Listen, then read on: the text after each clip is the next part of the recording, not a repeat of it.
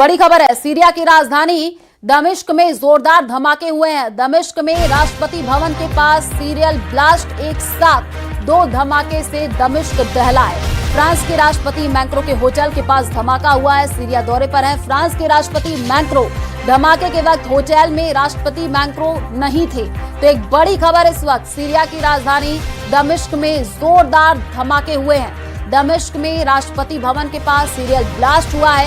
एक साथ दो धमाकों से दमिश्क दहला है। फ्रांस के राष्ट्रपति मैक्रों के होटल के पास धमाके की जानकारी है। सीरिया दौरे पर हैं फ्रांस के राष्ट्रपति मैक्रों। तस्वीरें आप देखिए सामने आ चुकी है।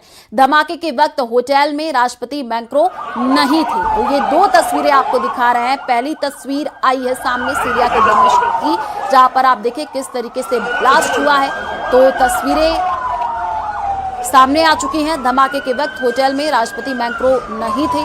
सीरिया दौरे पर फ्रांस के राष्ट्रपति हैं और आप तस्वीर देखिए जहां पर एक साथ दो धमाके हुए हैं और दमिश्क दहला है। तो सीरिया की राजधानी दमिश्क में जोरदार धमाके हुए हैं। पहली तस्वीर आप देखिए, जैसे ही धमाका हुआ तो अफरा तफरी का माहौल। दूसरी तस्वीर धमाके की बाद की आपको दिखा रहे हैं। धुएं का गुबार भी आपको नजर आ रहा है, किस तरीके से धुआं उठता हुआ नजर आया। वहां पर अफरा तफरी का माहौल देखने को मिला। दमिश्क में राष्ट्रपति भवन के पास सीरियल ब्लास्ट की जानकारी है। एक साथ दो धमाके हुए हैं और दोनों धमाकों से दमिश्क दहला है। फ्रांस के राष्ट्रपति मैक्रों के होटल के पास धमाके की जानकारी है। आपको बता दें कि सीरिया दौरे पर है फ्रांस के राष्ट्रपति मैक्रों।